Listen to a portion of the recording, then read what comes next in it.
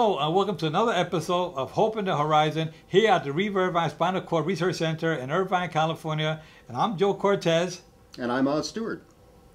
Dr. Stewart, today we're going to have one of your colleagues who's doing some amazing things here at the Research Center. Can you tell us a little bit about your friend? Yes, absolutely. So this is Dr. David Rankensmeyer.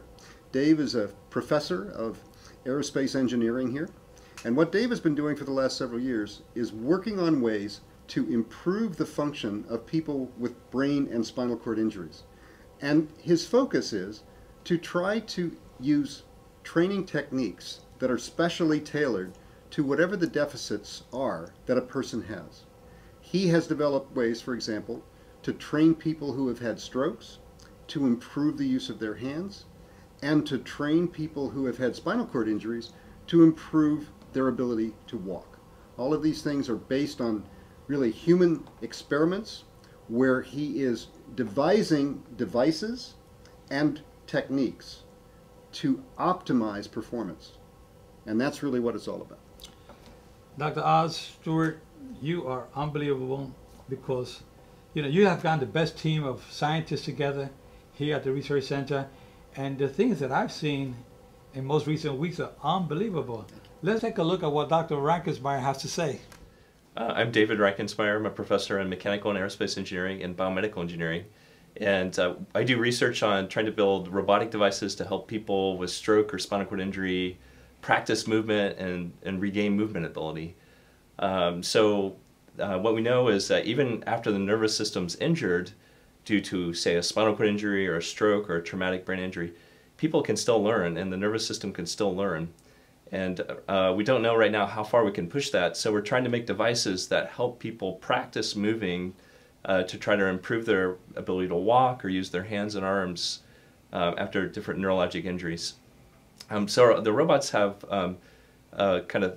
help people in three main ways. One is to learn to move. You have to repeat moving a lot. You have to practice a lot. So the robot gives you a way to practice moving a lot. And so you don't have to have a therapist next to you the whole time. You could partially automate the training. Another thing is, in order to learn well, you have to pay attention and put a high effort. So we try to make our robots have really engaging games and virtual environments to help people relearn how to move. And then the third thing is you need to be challenged at your appropriate level. So if you're trying to do something that's too hard for you, you're not going to learn very well. Or if it's too easy for you, you're not going to learn very well. And this is really problematic for a lot of people that have motor impairment after a spinal cord injury or a stroke. For example, if you can't move your arm, it's very discouraging to try to practice moving your arm. So our robotic devices assist you in moving your arm and learn a model of you of exactly how much help you need in order to practice moving. So we built, earlier today I showed you the robot called Bones, which is an exoskeleton for the arm and wrist and hand that allows people with stroke to practice moving their arms. And then I'm going to show you a device called PAM and Pogo, which is a device that will help people who cannot walk. It assists in walking and retraining walking above a treadmill.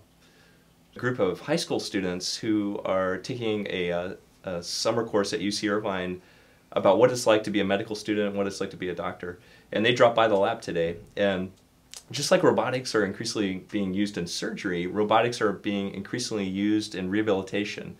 And so we had the opportunity to have some of the kids put their arms in the robot and practice moving and see how challenging the games can be and then have the robot adapt to their movement ability.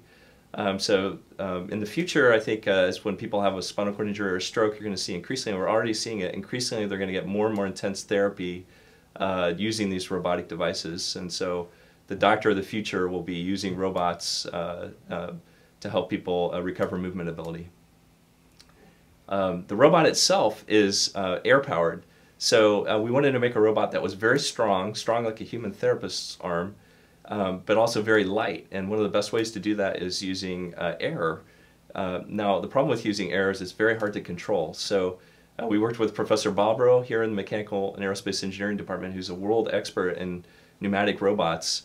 And we were able to generate a robot that can control a human arm very compliantly, which means soft and gently, but also can apply a lot of force to the arm for people who are very weak. The robot itself has 6 degrees of freedom on it, so it mimics about the same number of degrees of freedom as the human arm, and it uses about 18 different sensors to measure the movement ability of the person, and that gets all reported into the computer, and the computer learns a model of each patient about how much assistance they need to practice moving. So I want to tell you a little bit about the clinical results we get from our robotic devices. So we essentially find that when people exercise with the robot, and these are people with stroke and a chronic stroke, they can recover their movement ability, and each person tells a different story about something that they can do now that they weren't able to do before. It might be opening a doorknob, holding a grocery bag, holding down a checkbook, things like that. And overall, we find that people significantly recover some movement ability with intense practice, and it's a little bit better than traditional physical therapy training. And we think that as we continue to refine the robot and understand how people best learn, that we'll be able to improve on those results. So people, they recover movement ability, and they do a little bit better than conventional physical therapy. But one of the main things we find is it's much more motivating for the person to do the therapy in the robotic device. Part of that's the video game or gaming aspect of it, or being in this virtual environment. But another big part of it we've learned in surveys from the patients who have used the devices is what we like to call functional causality, where the person, when they will a movement, then something actually happens that's meaningful. And so normally, in a lot of circumstances, that won't happen because they're too weak to move against gravity, for example.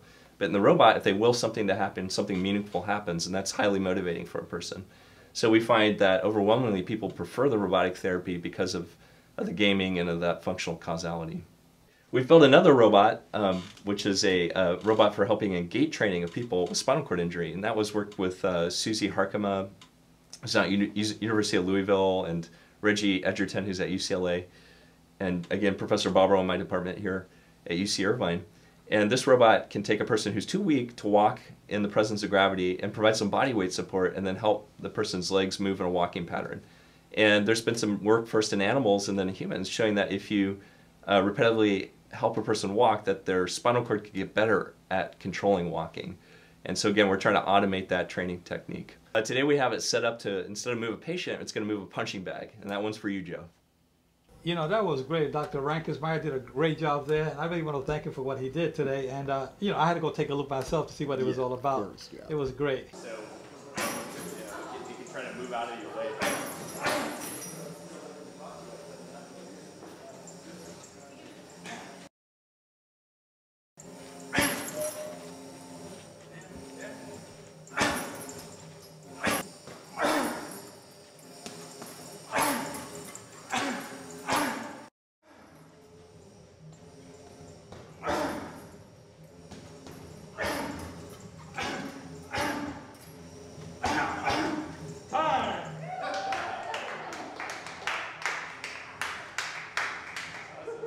That was really great what Dr. Rankesmeyer had to show with the heavy bag today. That was great. Had me work out a little bit. Had some fun. Had to see it myself and get myself in shape. Anyway, so our viewers out there, catch us next week on the next episode of Hope in the Horizon. See you then.